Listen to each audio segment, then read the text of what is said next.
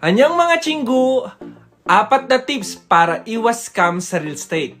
Number 1, humanap ng mapagkakatiwala ang real estate agent or real estate broker.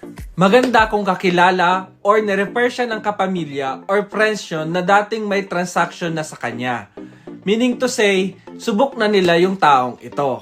Kung wala naman, pwede mong hanapan ng ID para ma-verify ang identification ng nagpapakilalang broker or ahente. Pwede mo ding i-verify or i-search sa internet kung talagang affiliated or may lisensya itong agent or broker na to.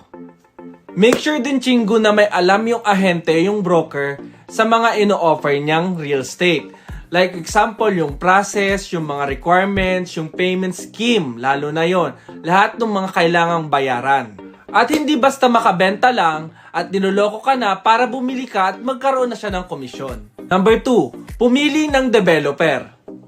Sa pagpili ng developer, kailangan i-check nyo yung history at yung kanilang track record. Kung maganda ba yung mga nagawa nilang development, on time ba sila, at meron ba silang kakayahan para tapusin yung kanilang mga projects.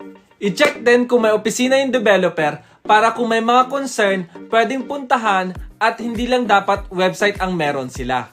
Number 3, mag-check sa Housing and Land Use Regulatory Board or HLURB.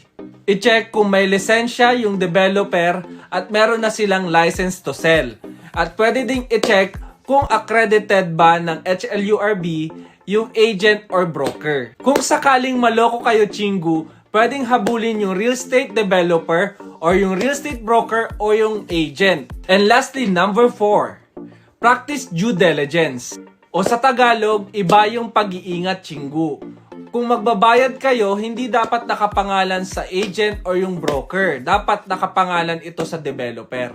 At siguraduhin i-secured yung official receipt o yung resibo na galing sa developer.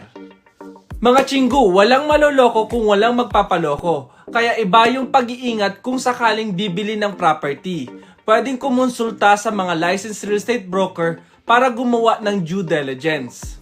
Ito ang inyong chinggu na broker, basta lisensyado, garantisado!